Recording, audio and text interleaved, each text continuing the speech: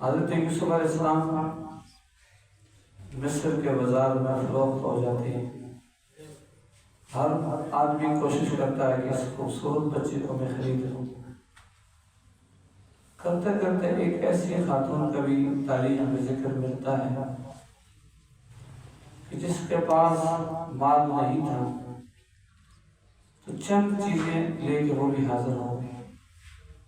جب منظر دیکھا، ایک طرف تو سونا اور چاندی اور زیورات اور دیگر قیمتی سامان موجود ہے اور ڈھیر لگا ہوا ہے، اور دوسری طرف ایک خاتون تھوڑی معمولی چیز لے کے حاضر ہو گئی۔ ایک شخص سے پوچھا، اماں جی یہ کیا مطلب ہے کہ آپ کو توقع ہے کہ میں یہ اس بچے کو خرید لوں گی؟ تو کہنے لگی کہ بچہ بہت اچھا لگ رہا ہے، مجھے نور چمک رہا ہے، روشنی نکل رہی ہے، میری عمر کافی ہو چکی ہے، لیکن یہ بچہ خوش قسمت ہے، اور میں نے جو کوشش کی، اگر اللہ تبارک و تعالی خریداروں میں کسی کو اچھائی دے دے، اجر دے دے، تو میرا بھی نام اس میں شامل ہو جائے کہ میں بھی اس کے خریداروں میں موجود تھی۔ حضرت یوسف علیہ السلام کو عزیز مصر نے خرید لیا۔ فرعون نام تھا، ایک لقب تھا، جس طرح کسی کو شاہ کہتے ہیں، کسی کو وزیر اعظم کہتے ہیں، کسی کو صدر کہتے ہیں، اسی طرح مصر کے بادشاہ نے خرید لیا اور گھر میں محل میں لے گئے،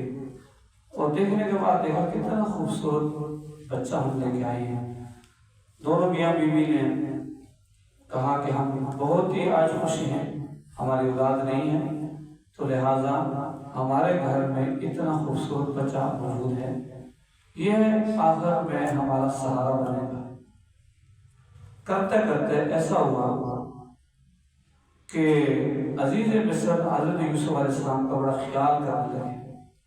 فکر مند رہتے، خیال کرتے، ہر لحاظ سے ان کی قدر کرتے۔ حضرت یوسف علیہ السلام بھی عزیز مصر کی قدر کرتے، اور یہ طریقہ چلتا رہا۔ عزیز مصر کی جو اہلیہ ہے، اس نے ایک دن ایسا کیا کہ سارے کے سارے دروازے بند کر کے تو گناہ کی طرف اس کو بلایا، وَغَلَّقَتِ الْأَبْوَابَ وَقَالَتْ حَيْتَ لَكَ۔ جب اس طریقے کے ساتھ سارے کے سارے دروازے بند کر کے اس کے بعد اس نے کہا کہ میری طرف آؤ، تو حضرت یوسف علیہ السلام کو کہا، قال معاذ اللہ، اتنا خوبصورت لفظ استعمال کیا، ان ربی احسن مثوایا، کہ عزیز مصر میرا مربی، میرا خیال کرنے والا، اور میری پرورش ایک بچوں کی طرح کرنے والا، تو میں اس کی امانت میں خیانت کروں؟ ہرگز ایسا نہیں ہو سکتا۔ میں اس کو اتنا مربی اور احسن مانتا ہوں، اور اللہ تبارک و تعالیٰ سے ڈرتا ہوں، اللہ تبارک و تعالیٰ سے گھبراتا ہوں، ڈرتا ہوں، تو بالکل سوچا بھی نہیں۔ تو ایسی کیفیت کے اندر اس نے کہا کہاں جا سکتے ہو، سارے کے سارے دروازے بند ہیں۔ تو حضرت یوسف علیہ السلام وہاں اللہ تبارک و تعالیٰ کو یاد کرتے ہیں اور فرماتے ہیں، باری تعالیٰ میرے لیے اس ایسی کیفیت کے اندر ایک سختی سے نکلتا ہوں، دوسری سختی میں گرفتار ہوتا ہوں، اور اس طریقے کے ساتھ کرتے کرتے آج اس موقع پر وہاں پہنچا۔ کریم اللہ میری مدد فرما، ایسی مدد فرما کہ آج میں بچ جاؤں۔ ایسا ہوا، اب دروازوں کی طرف رخ موڑتا ہے، اللہ تبارک و تعالیٰ کا نام لیتا ہے، تو دروازے خود بخود کھلنا شروع ہو جاتے ہیں۔ ایک دروازہ کھلتا ہے، دوسرا دروازہ کھلتا ہے۔ اب مفسرین اس کو مختلف طریقے کے ساتھ اس کی تشریح دیتے ہیں۔ لہذا علامہ ابن کثیر رحمۃ اللہ علیہ، علامہ جلال الدین سیوطی رحمۃ اللہ علیہ، امام راضی رحمۃ اللہ علیہ نے لکھا 7 دروازوں سے اندر داخل ہونے والا اللہ کے فضل سے جب واپس آتا ہے تو دروازے کھلتے کہ حضرت یوسف علیہ السلام باہر کی طرف نکلنے کی کوشش کرتے رہے تو پیچھے عزیز مصر کی اہلیہ بھی دوڑ رہی کرتے کرتے آخری دروازے سے باہر نکلتے ہیں تو ایسا ہوا کہ عزیز مصر کہیں اپنے کام سے فارغ ہو کر اپنے محل کی طرف جا رہا ہے، یوں ہی وہ اپنے محل کے اس دروازے پر پہنچتا ہے کہ اس طرف سے حضرت یوسف علیہ السلام آگے پیچھے زلیخا۔ یہ منظر اس طرح ہے کہ یہاں تفصیل میں آپ کے سامنے ذکر نہیں کر سکتا کہ وقت زیادہ لگے گا، مختصر عزیز مصر نے دیکھا یہ کیا ماجرا ہے، حضرت یوسف علیہ السلام خاموش ہو گئے تو عزیز مصر کی اہلیہ نے کہا بادشاہ آپ کو یہ معلوم ہے کہ جس بچے کو آپ نے رکھا، عزت کی، اکرام کیا، آج آپ دیکھ لیں آپ کی عزت پر اس نے حملہ کیا، آپ کی بیوی پر، آپ کی اہلیہ پر، ملکہ پر اس نے حملہ کرنے کی کوشش کی، تو اس کی کیا سزا ہونی چاہیے؟ تو لہذا حضرت یوسف علیہ السلام نے بتایا اور سچ بتایا کہ میں اس طرح نہیں ہوں، اور اس نے کوشش کی تو میں وہاں سے بھاگتا ہوا آیا ہوں، اور یہ دیکھ لیں پیچھے سے اس نے پکڑا، میرا کرتا پھٹ گیا، لہذا یہاں پہنچتے ہوئے۔ اب اس چیز میں مختلف لوگ، بڑے بڑے دانا بھی موجود ہیں، ہر طرح سے لوگ موجود ہیں، بادشاہ کا اب یہ بادشاہ کی عزت کا مسئلہ ہے تو کرتے کرتے مختصر یہ ہے، ایک روایت میں آتا ہے کہ اسی زلیخا کے خاندان کے ایک بچے نے یہ گواہی دی اور بول پڑا اگر کرتا پیچھے سے پھٹا ہے تو پھر زلیخا گنہگار ہے، اگر کرتا قمیض آگے سے پھٹی ہے تو یہ حضرت یوسف علیہ السلام گنہگار ہے۔ لہذا ایک روایت میں آتا ہے کہ ایک دانا نے یہ بات کہی، بڑی عمر والا دانا تھا، تو اس نے بھی یہی بات کہی جو اس بچے نے کہی۔ حضرت یوسف علیہ السلام کی گفتگو اور دانا کا اور اس بچے کی گواہی، اس کے بعد عزیز مصر سمجھ گیا کہ میری اہلیہ کی غلطی ہے اور اس کی غلطی نہیں ہے۔ پھر اس کے بعد پھر یہ ہوا، بعض ایسے لوگ ہوتے ہیں کہ جب وہ کہتے ہیں ہماری عزت کا مسئلہ آئے تو پھر عدل انصاف نہیں ہوتا، بلکہ پھر بے گناہ شخص کو سزا کاٹنی پڑتی ہے۔ حضرت یوسف علیہ السلام کو جیل بھیج دیا گیا، جیل میں رہتے ہیں، اخلاق کے ساتھ رہتے ہیں، کرتے کرتے مختصراً یہ ہے کہ خواب ہے، اور 2 آدمی نے خواب بتائی۔ خواب کیا تھی؟ ایک نے کہا کہ میں انگور جو ہے نچوڑتا ہوں اور وہاں سے جوس نکالتا ہوں، اور یہ جو میٹھی شربت یا شراب ہے اس کو میں بادشاہ کے سامنے پیش کرتا ہوں۔ دوسرے نے کہا میرے سر پہ ٹوکری رکھی ہے اور وہ اس طریقے کے ساتھ جو ہے بورچی ہے، تو لہٰذا ایک ساقی ہے اور ایک باورچی ہے، تو کچن کے اندر والے نے کہا کہ میرے سر پہ ٹوکری ہے تو لہٰذا اس کے اوپر سے پرندے کھا رہے ہیں، اور اس طریقے کے ساتھ یہ سارا کا سارا واقعہ پیش کیا۔ حضرت یوسف علیہ السلام نے اسی وقت جواب نہ دیا، بلکہ کہا کہ میں انشاءاللہ فکر نہ کریں، میں آپ کو جواب دوں گا۔ اس کے بعد حضرت یوسف علیہ السلام نے توحید بیان کی کہ سب کچھ اللہ سے ہوتا ہے، اللہ تبارک و تعالیٰ کی ذات سے ہوتا ہے، آپ پریشان نہ ہوں، اور پھر توحید کو بیان کیا۔ بیان کرتے کرتے پھر اس کے بعد بعض مورخین کہتے ہیں کہ دوسرے موقع پر یہ بتایا، اور کیا بتایا؟ کہا کہ بھائیوں آپ کے خواب کی تعبیر جو یہ ہے کہ جو شربت پلا رہا ہے، شراب پلا رہا ہے بادشاہ کو، اس کی تعبیر یہ ہے کہ یہ رہا ہو جائے گا، اور دوسرے کے بارے میں کہا کہ اس کو پھانسی ہو جائے گی۔ اب اس بات مورخین لکھتے ہیں کہ اس کے بعد وہ پھر کہنے لگا کہ بھائی مجھے تو خواب آئی نہیں ہے، میں نے تو ویسے کہہ دیا، لیکن حضرت یوسف علیہ السلام نے بتایا جو آپ نے کہا کہا میں نے اس کا جواب دے دیا۔ تو چند ہی عرصے کے بعد ایسا ہوا کہ اس کو پھانسی ہو گئی اور دوسرا رہا ہوا۔ تو رہا جو ہو رہا تھا تو حضرت یوسف علیہ السلام کو ملا، تو جاتے ہوئے حضرت یوسف علیہ السلام نے ذکر کیا کہ آپ بادشاہ کے پاس جا رہے ہیں، رہا ہو کے جا رہے ہیں، تو ذکر کرنا ایک قیدی ہے، پردیسی ہے، کتنے عرصے سے بے گناہ اس قید میں پڑا ہوا ہے۔ تو اب وہ چلا گیا، خوشی کے ساتھ اس کو وہ بات یاد نہ آئی، کرتے کرتے پھر بادشاہ کو خواب آئی اور بادشاہ کی خواب کی تعبیر سب کو بلایا، دانا کو بھی بلایا، کہن کو بھی بلایا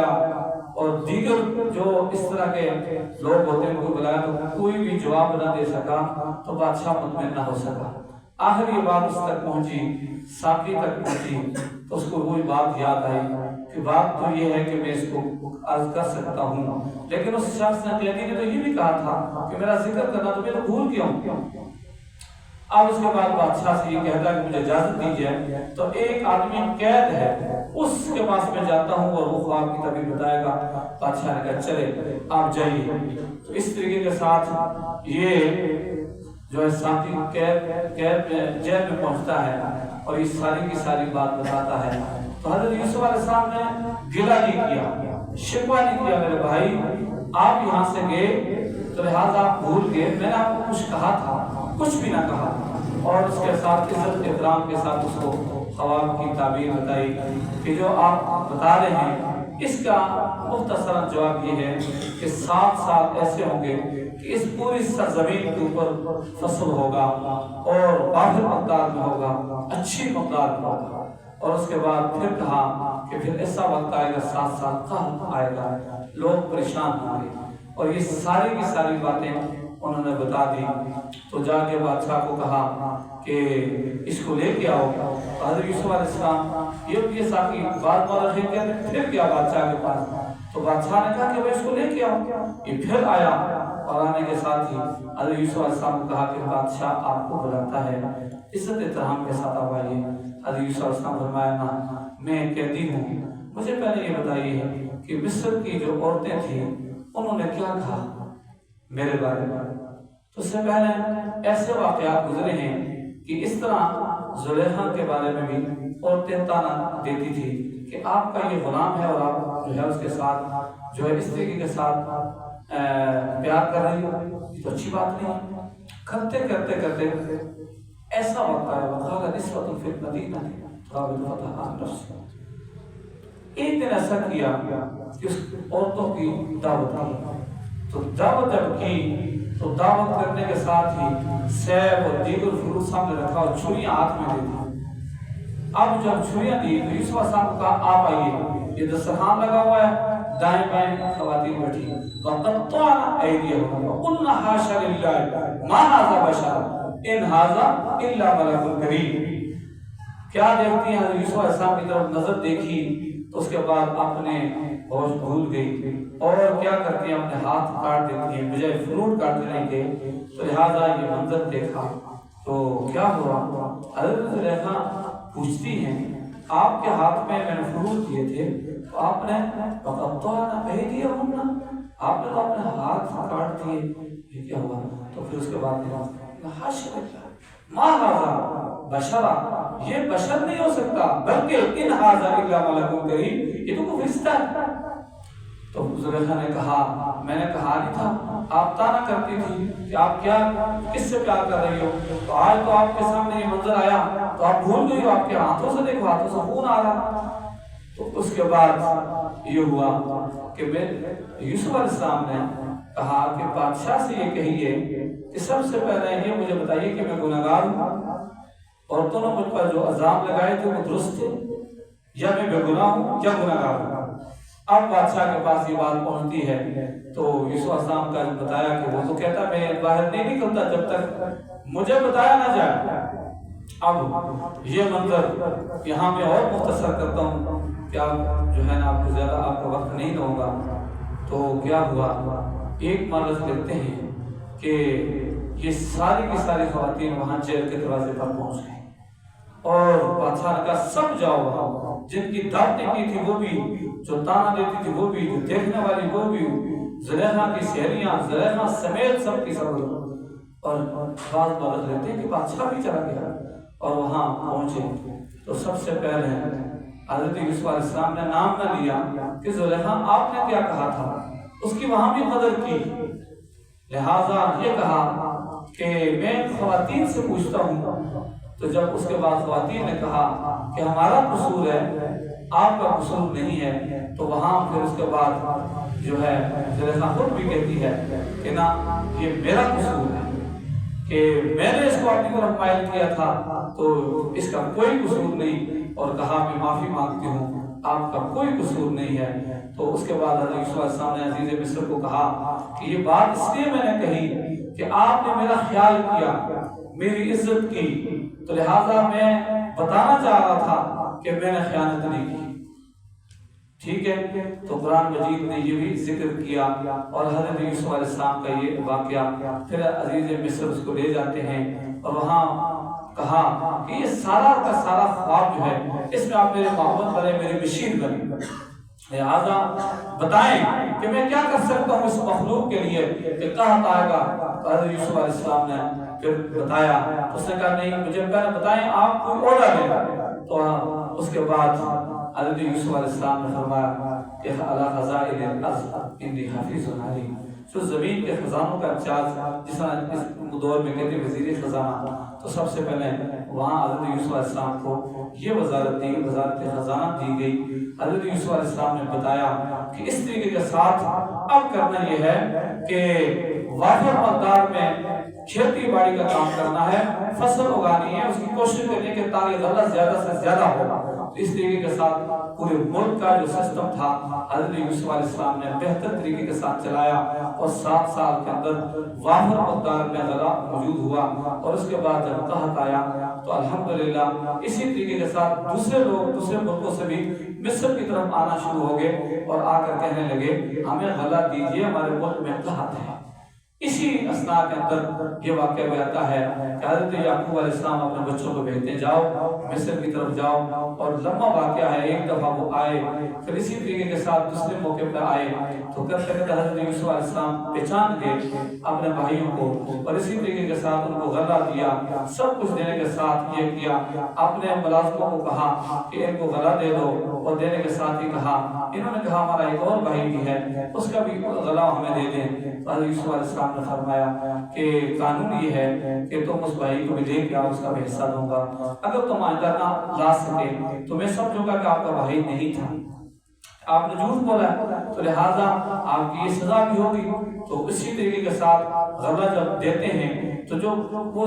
قیمت لے کے آئے تھے تو ان کو کہا کہ قیمت بھی ان کے سامانوں میں کے اندر رکھ دو، خفیہ طریقے سے۔ یہ جب وہاں پہنچے تو پہنچنے کے ساتھ ہی اپنا غلے کی بوریاں کھولتے ہیں تو اندر جو قیمت بھی موجود ہوتی ہے وہ خوش ہو جاتے ہیں کہ بھائی یہ بادشاہ تو بڑا ہی اچھا ہے، ہماری رقم بھی موجود اور غلہ بھی دے دیا۔ تو اس کے بعد پھر بھائی کو بھی ساتھ لے کے آتے ہیں، اور حضرت یوسف علیہ السلام اس کو روک لیتے ہیں، پھر اسی طرح وہ والد کے پاس جاتے ہیں، اور